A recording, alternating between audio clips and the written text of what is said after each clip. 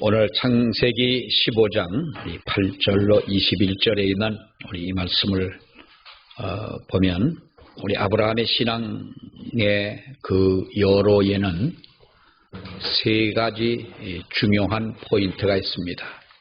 첫 번째는 창세기 12장에 나와 있는 이 말씀이지요. 하나님께서 아브라함을 부르시면서 너는 이곳을 떠나라. 너의 살고 있던 대대로 살고 있던 바로 이곳을 너는 떠나라 하시면서 아브라함을 불러내십니다. 그러면서 너는 복의 근원이 된다. 아브라함이 네가 복이 될지라 이렇게 말씀을 합니다.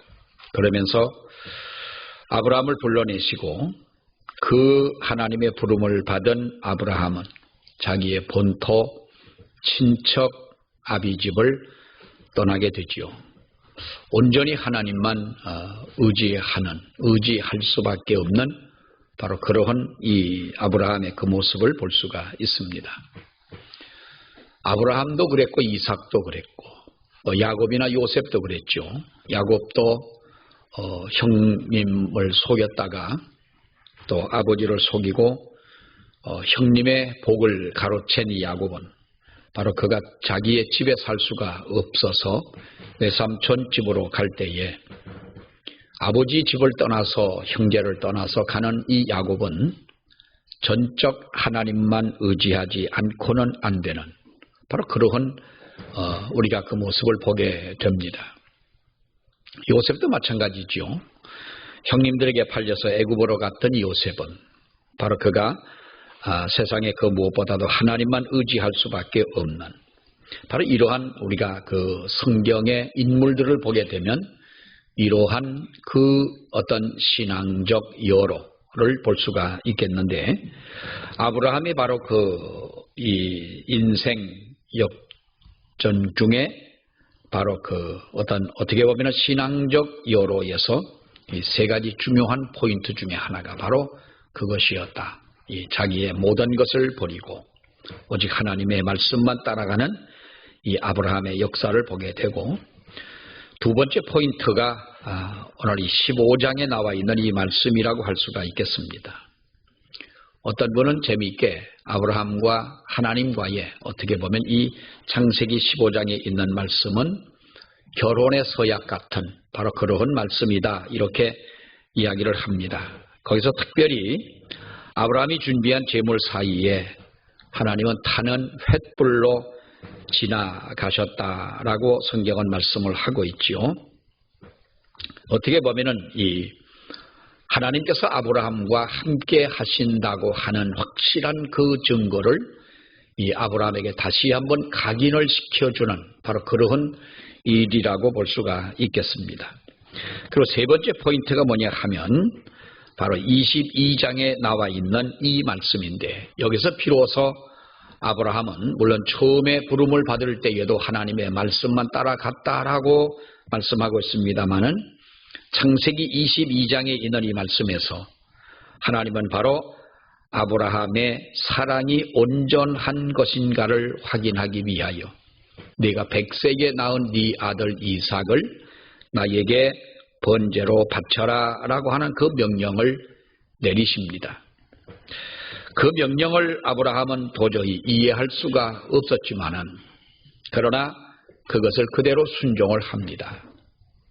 하나님의 그 말씀, 하나님의 그 뜻, 하나님의 이 명령이라고 하는 것은 이해로 우리가 해결할 일은 아니죠.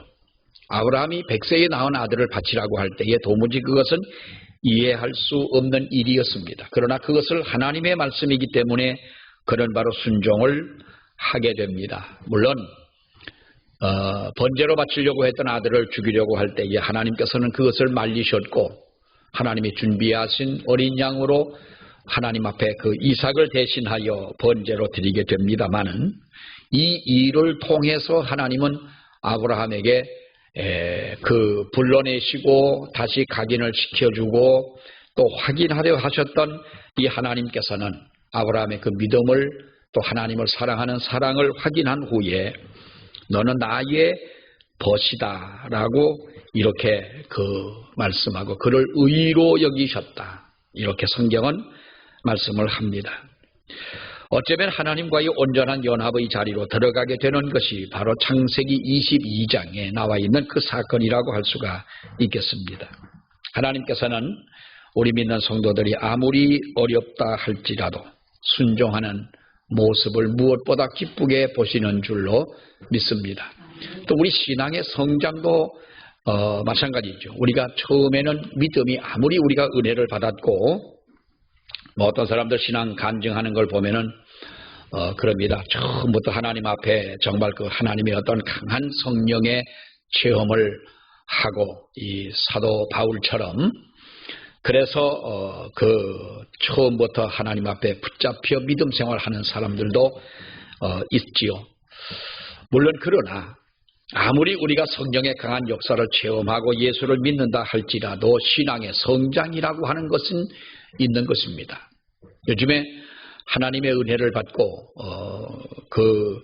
아주 기독교를 말살하겠다라고 하는 그 사람들 요즘에도 있습니다. 대학 교수들도 있고요. 그 이단들로부터 해서 그렇게 조직되어 있는 그 사람들이 있습니다만 그 중에 한 사람이었던 바로 울산대학 법과대학의 교수인 이 양반이 교회를 핍박하고 하나님의 말씀을 이 대항해 싸우기 위해서는 신학의 본고장인 독일을 가봐야 되겠다. 그래가지고 독일까지 갔습니다. 참 열정이 대단한 사람이죠. 그래서 신학, 기독교, 성경, 신학적인 것을 반박하기 위한 공부를 그는 열심히 하다가 어느 날 밤에 텔레비전을 보다가 그가 혀가 굳어지고 말았습니다. 텔레비전에 나와서 설교하는 목사님들의 설교를 빼놓지 않고 들었습니다. 그러다가 어느 날 밤에 혀가 굳어지고 말을 못하고 하니까 죽게 됐으니까 그제서 하나님 앞에 무릎을 꿇고 돌아오지 않았습니까?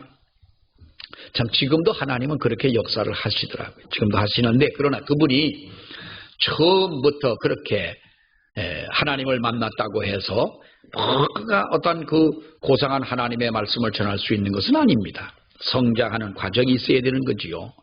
배움의 과정이 있는 것이고 영적인 훈련의 과정이 필요한 것이다. 아브라함을 하나님께서 불러내셔서 처음부터 아브라함이 그렇게 훌륭하게 하나님의 뜻을 이룬 사람은 아니지 않습니까?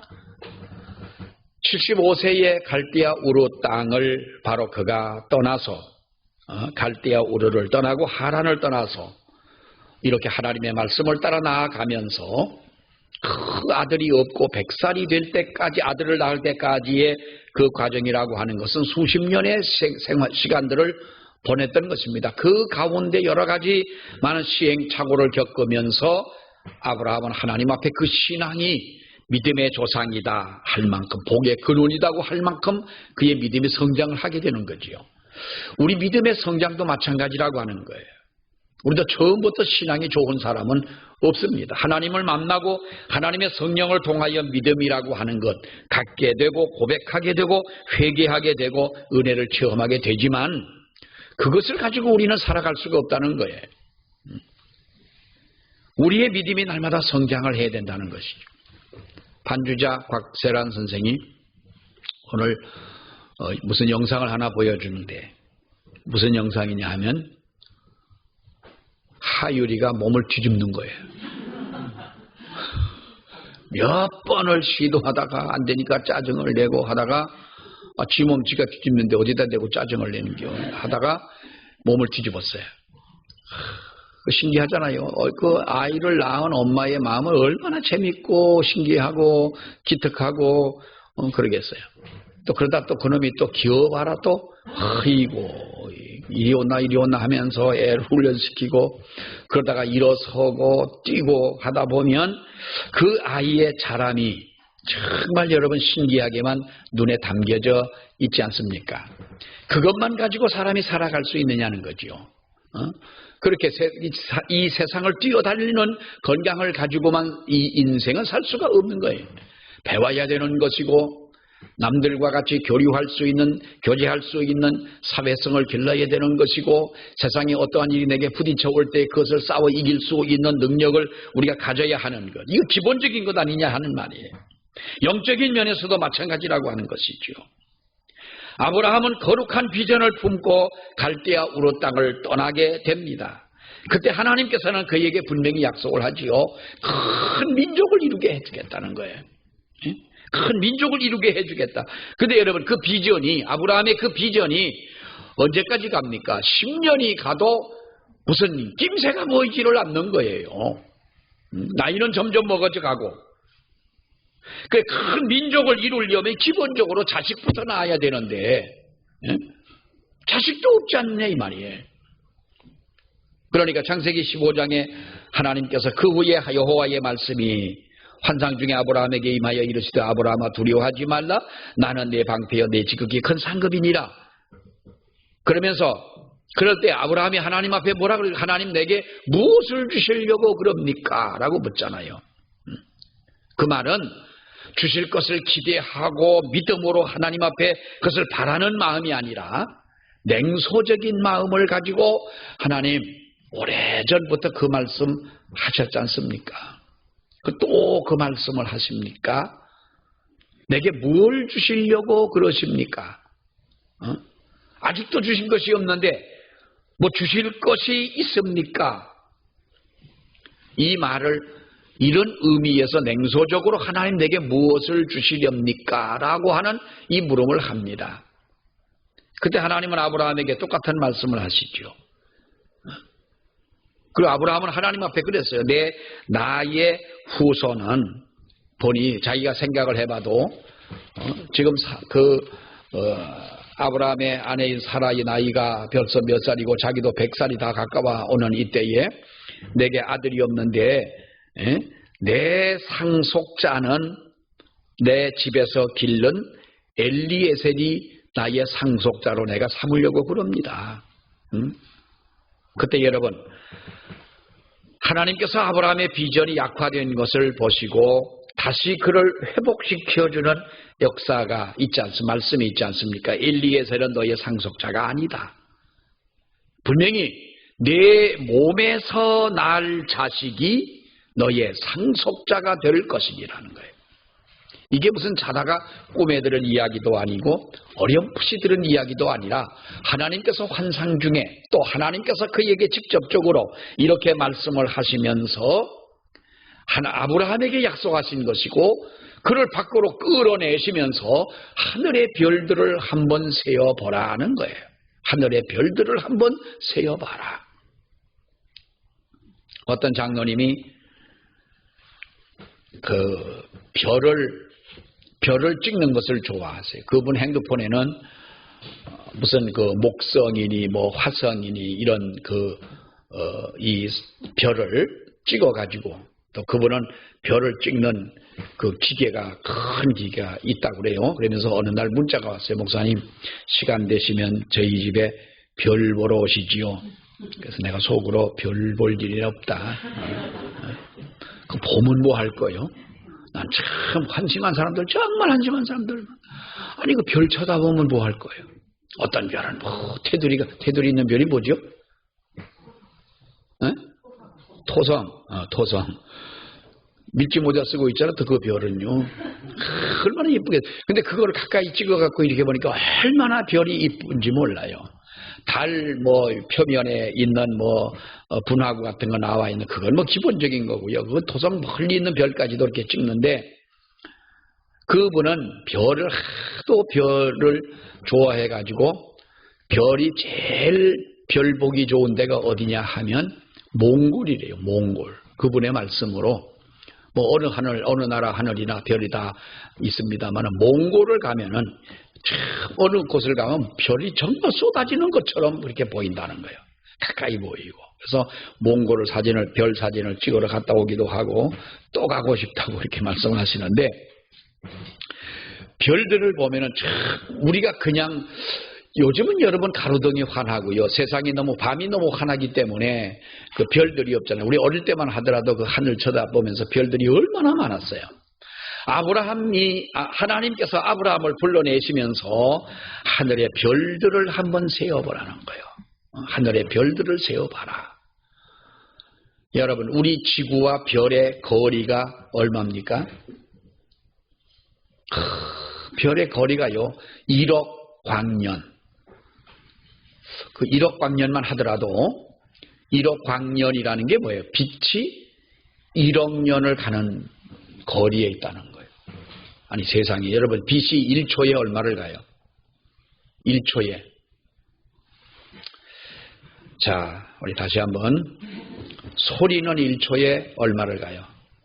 소리는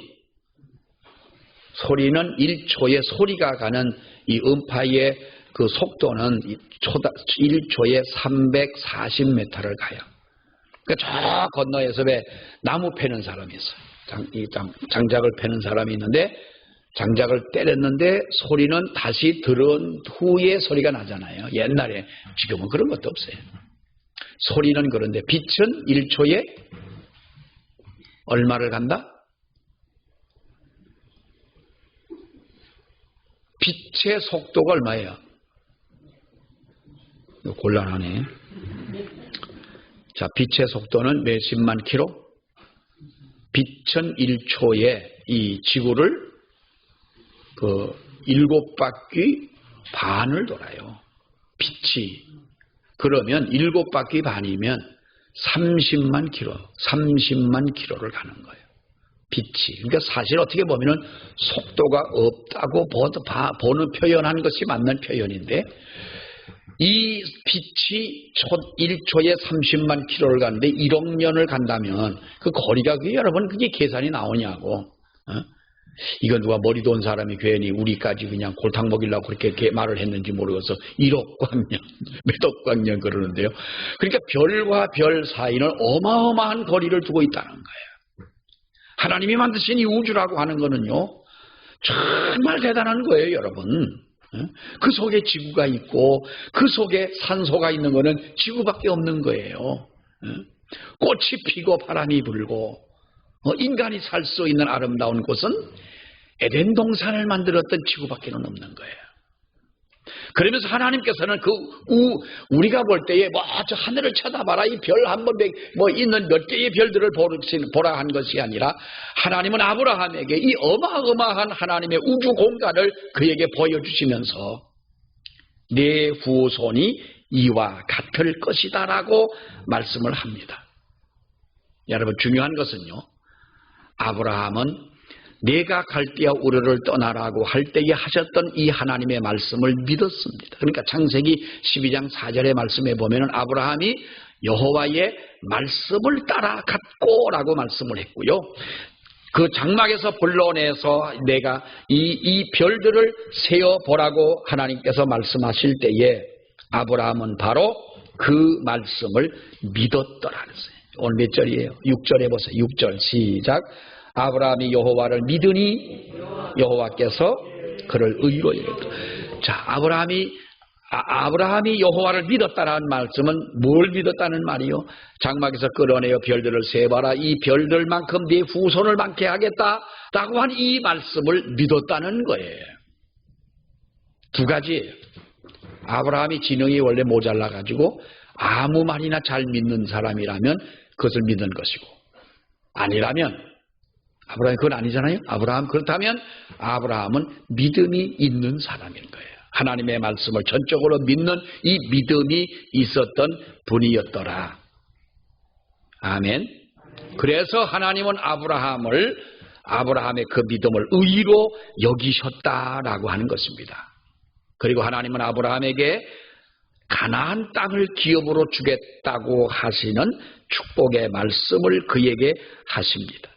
그 말씀을 듣고 아브라함은 하나님의 말씀을 믿었지만 8절에 있는 말씀을 봅니다. 8절 시작. 그가 이르되 주 여호와여, 내가 이 땅을 소유로 받을 것을 무엇으로 알리까? 그러면 하나님이 가나안 땅을 주겠다고 하니까 아브라함이 뭐라고 말씀했습니까? 하나님, 내게 이 땅을 주겠다는 약속에 대한 증거를 보여주십시오라는 말이에요. 내게 이 땅을 주겠다고 하는 그 증거가 뭐냐? 아들을 주겠다고 하시면서 10년의 세월이 흘렀는데 아직까지 기미가 없는 거예요. 또 가나안 땅을 주시겠다고 하나님의 말씀을 믿습니다마는 이 가나안 땅을 주겠다고 하는 약속을 내가 믿는데 하나님 그 증거로 무엇을 내게 보여주시겠습니까? 그렇게 해서 하나님이 그에게 보여주신 증거가 뭡니까? 타는 횃불이 제단 사이로 지나가게 하셨더라는 거예요. 그러니까 여러분 성경 보세요. 아브라함이 하나님 앞에 9절에 있는 말씀을 보면은 아브라함에게 제물을 준비하게 하셨습니다. 아브라함이 제물을 준비해서 그 제물을 쪼개서 중간을 쪼개어 놓고 새는 쪼개 놓지 않았더라 이렇게 말씀합니다마는 그래서 11절의 말씀을 보니까 그 하나님의 불이 지나가기 전에 그러니까 아직까지 제사가 끝나지 않고 하나님 앞에 드리는 이 제단의 제사가 끝나지 전에 하나님이 말씀하시기 전에 어떤 증거를 보여주기 전에 방해하는 이 모든 솔개를 쫓으면서 있을 때 하나님께서 어떻게 합니까? 13절로 16절에 있는 말씀을 보게 되면 11절 이하에 있는 말씀을 12절까지 말씀을 보게 되면 하나님께서 그에게 12절에 해질 때에 아브라함이 깊은 잠에 빠졌고 깊은 잠이 임하고 큰 흑암과 두려움이 그에게 임하였더니 여호와께서 이르시되 너는 반드시 알라 네 자손이 이 땅에서 객이 되어 그들을 섬기겠고 하는 이 말씀을 합니다마는 여기에서 하나님께서는 바로 이 불을 통과시키면서 그 증거를 보여주고 가나안 땅을 주겠다고 했고 또 하나 이 말씀은 무슨 말씀입니까? 이스라엘 백성들이 애굽에 객이 되어 400년 동안 있을 것을 또한 그에게 말씀을 하십니다. 쭉 이스라엘 민족의 역사를 말씀하면서 네 자손을 준다. 네 후손들이 후에 애굽에 내려가서 400년 동안 살다가 다시 올라와 가나안을 차지하는 그 모든 말씀을 하시고 나서 17절의 말씀을 보니까 해가 져서 어두울 때에 연기나는 화로가 보이며 타는 횃불이 쪼갠 고기 사이로 지나더라 그랬어요. 이것이 하나님께서 그에게 보여주신 증거인 것이죠. 증거. 하나님이 함께 하신다는 증거예요. 분명히 이 약속을 이루어 주시겠다고 하는 바로 하나님의 그 증거라고 하는 것입니다. 여러분 어떤 언약의 약속입니까? 우리가 이 성경을 보게 되면은요 18절에 있는 말씀부터 21절에 있는 말씀까지를 보면 거기 다시 말씀합니다만 그날에 여호와께서 아브라함과 더불어 언약을 세워 이르시되 내가 이 땅을 애굽 강에서부터 그 큰 강 유브라데까지 네 자손에게 주노니라고 말씀하면서 우리가 보면 곧 겐 족속, 그니스 족속, 간몬 족속, 헷 족속, 브리스 족속, 르바 족속과 아모리 족속과 가나안 족속과 기르가스 족속과 여부스 족속의 땅이니라. 그들이 차지하고 있는 땅이니라 하는 거예요. 여러분 가나안 땅은 하나님께서 아브라함에게 주시겠다고 약속한 땅이에요. 그런데 사실 보면은 이 땅은 누구의 땅이에요? 누가 살고 있는 땅이에요? 오늘 이 성경에 보게 되면 여기에 기록되어 있는 그 사람들이 미리 자리 잡고 살던 땅인 거예요. 그러니까 이스라엘은 지금까지도 싸우고 있지 않습니까? 이스라엘과 지금도 그 나라에 어떤 그 전쟁이 있는 것은 어떻게 보면 그 가나안 땅에서 쫓겨난 백성들인 거예요. 하나님께서 그들에게 그러니까 유대인들은 하나님이 우리에게 줬다고 믿고 그 사람들은 어떻게 합니까? 그 말을 믿지 못하니까 싸움밖에는 안 나온 것이죠. 여러분 축복의 약속은 하나님의 이 약속은요. 아브라함의 자손을 창대하게 해주고 젖과 꿀이 흐르는 그 땅을 내가 너희들에게 주겠다. 하나님 약속은 아브라함에게만 주신 언약이 아닌 것입니다. 다시 말하면 우리들에게도 아브라함에게 주셨던 이 똑같은 언약을 우리에게도 주신 줄로 믿습니다. 언약이라고 하는 것은 지켜질 때의 언약의 가치가 있는 것이죠. 약속은 그런 것입니다. 약속은요, 지켜질 때에 그 약속에 가치가 있는 줄 압니다. 아무리 약속을 해놓고 그 약속의 가치가 지켜지지 않는다면 그 약속은 여러분, 약속은 차라리 하지 않은 것만도, 듣지 못한 것만도 못한 것이지요. 그래서 우리가 하나님의 이 약속을 우리는 붙잡아야 된다는 거예요.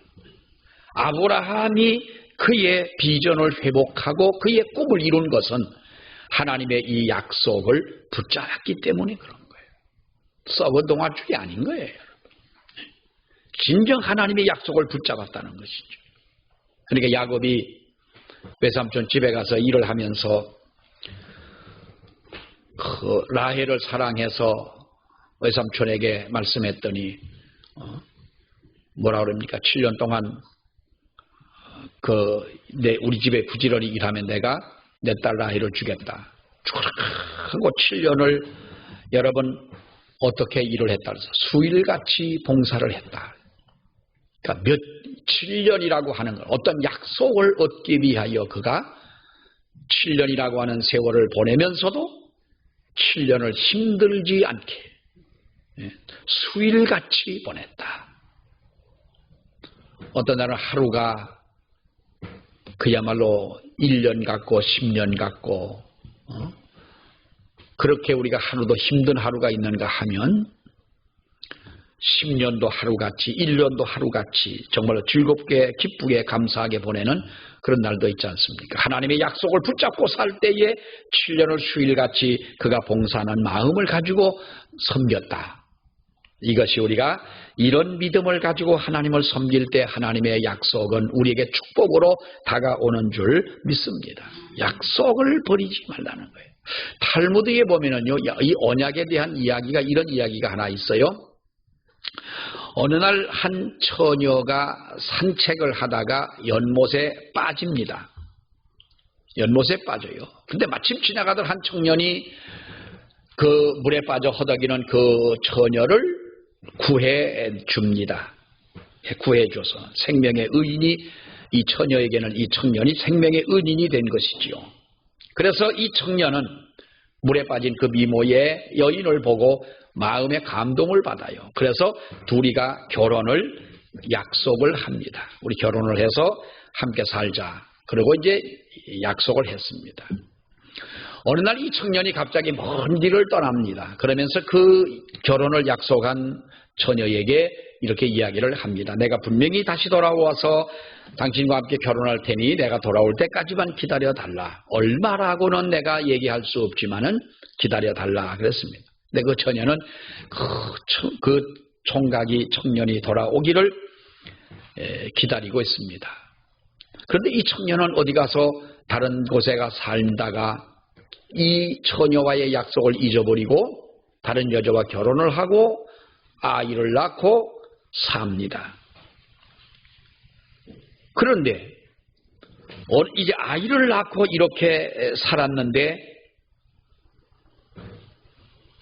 어느 날 갑자기 쪽제비가 나타나더니 아이의 목을 물어서 이 아이가 죽습니다. 그리고 나서 또 세월이 흘러 아이를 또 다시 낳고 이제 아이가 1살쯤 되어 아장아장 걸어가는 다닐 때인데 이 아이가 그만 연못인 줄 모르고 가다가 연못에 빠져가지고 이 아이도 죽습니다. 이 탈무드에 있는 얘기입니다. 여러분 심각하게 듣지 마세요. 그때에 이 아이가 죽은 후에 그 청년은 그 남자는 그제서야 마음속에 무엇인가 스쳐가는 것을 깨닫게 됩니다. 내가 그 물에 빠져 있는 그 처녀를 건져줄 때에 그가 결혼을 하자고 약속을 했고 내가 떠나올 때에 그 처녀는 나에게 또 한 가지의 언약을 했는데 뭐라고 했는가 하면 당신은 나의 생명의 은인이니 나는 당신을 몇 평생 동안 잊을 수가 없다. 그런데 당신이 결혼을 하기 전에 어디로 갔다가 온다는 말을 하지만은 어떻게 이걸 믿겠느냐. 증인을 세우자 그랬어요. 그래서 사람이 아무도 없는 거예요. 근데 마침 지나가는 쪽제비 한 마리를 보았어요. 저 쪽제비가 우리의 증인이고 그 연못가에 서서 이야기할 때 이 연못이 당신과 나의 증인이 될 것입니다라고 말을 했는데 어떻게 내 두 아이를 족제비가 물어서 죽고 연못에 빠져 죽느냐. 여러분, 이 말은 이 탈무드에 나오는 이 이야기는 어떤 언약이더라도 소중하게 여기라는 말이에요. 더더구나 이 여기에서 말하는 이것은 바로 하나님과의 이 언약의 소중함을 가리키는 말이지요. 이것이 지나가는 족제비가 무슨 증인이 되고 말 못하는 연못이 무슨 증인이 되겠습니까마는 이렇게 말하는 것은 지금 우리가 이 약속을 서로가 믿자라는 말이에요.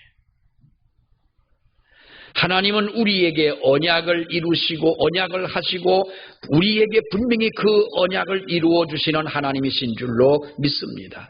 우리가 하나님과의 관계 속에서 이 언약을 우리들이 지키지 못하고 잃어버리고 이렇게 사는 것이지 하나님께서 우리에게 하신 이 언약의 말씀을 잊으시는 하나님은 아니라는 겁니다. 그러니까 아브라함은 이렇게 하나님께서 말씀하신 그 말씀을 붙잡고 그 말씀을 믿습니다. 12년 세월이 지나는 동안에 어떠한 기미가 보이지 않고 하나님의 약속이 내게 이루어지지 않는 그런 상황에서도 그는 바로 하나님의 그 언약의 말씀을 의지했다는 겁니다. 내가 이 땅을 주겠다고 할 때에 하나님 그러면 그 증거가 뭡니까? 증거를 보여주십시오. 하나님은 제단에 지나가는 숯불로 그 횃불 같은 불로 하나님의 언약을 하신 하나님이죠. 여러분, 우리도 하나님의 이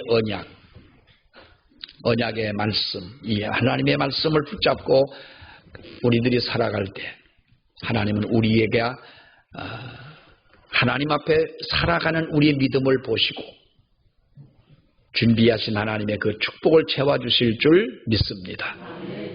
기도하겠습니다. 하나님 아버지 은혜를 감사합니다. 아브라함이 그의 비전을 이루게 되고 하나님의 그 축복을 받게 된 것은 아브라함의 능력이 아니라 하나님의 능력의 말씀, 그 언약의 말씀을 의지하고 믿고 실천했기에 하나님이 그에게 이와 같이 놀라운 복을 내리신 것을 아버지여 믿습니다. 하나님, 우리들도 아버지의 언약의 말씀을 붙잡고 나아가며 하나님의 뜻을 따라 살아가는 저희들이 되어지도록 아버지 우리를 축복하여 주시옵소서. 예수님 이름으로 기도하옵나이다. 아멘.